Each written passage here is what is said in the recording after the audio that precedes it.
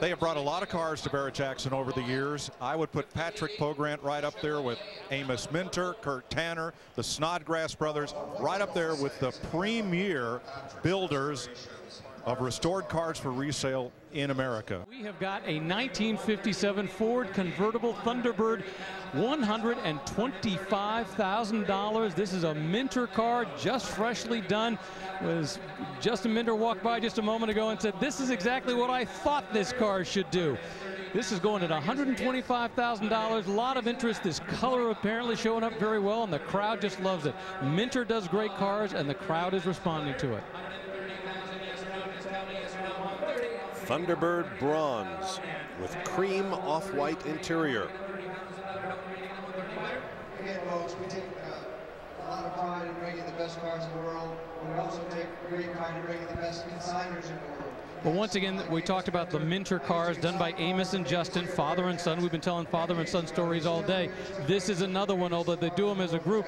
This is a 1957. They have records that they have set with some of their other cars. This one at $125,000 is a beautiful piece of machinery. I don't recall them bringing one in this color scheme before. It kind of reminds me of what we called six-figure champagne here on the auction block several years ago. But the bidders and the audience are really responding to it, and Amos Minter is just one of those blue chip restorer names that when he brings a car across the block, everybody pays attention and hands go in the air. On stage. So there's the Thunderbird instrument window. That's the window we were talking about, or we were asked about by a viewer at speed.com. As you can see, a healthy space of plastic to allow illumination onto the digits on the Speedo. Not on the 57s. They're at 110 grand. Boy, the big money baby birds are crossing the block now. 1956 style.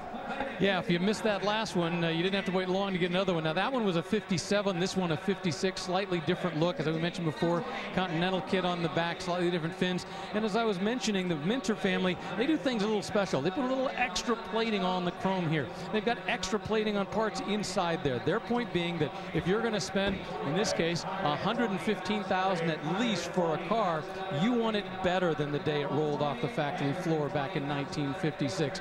Their owners expect more, the buyers expect more, and they delivered, and they've got awards to prove that it is liked in the automotive world.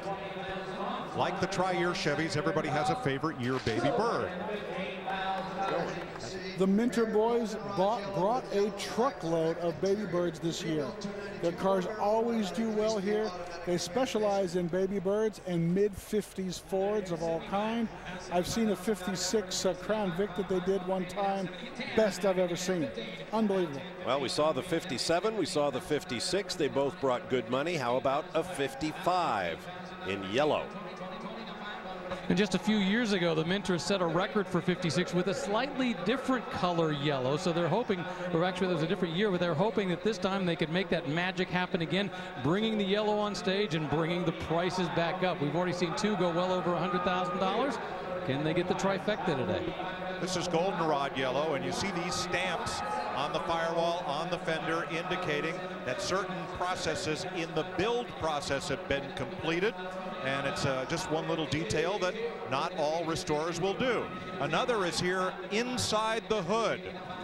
That is a cover that is applied for winter use to make that scoop non-functional to keep the engine heat under hood. During the summer, you take that off to get cool air to the engine. Just all these neat little touches that the factory thought of, and not everybody does these days, but as we've said, Amos and his folks do it to perfection. And I should mention that one that sold a few years ago, just talking with Justin, that was Golden Glow yellow, a slightly different yellow apparently.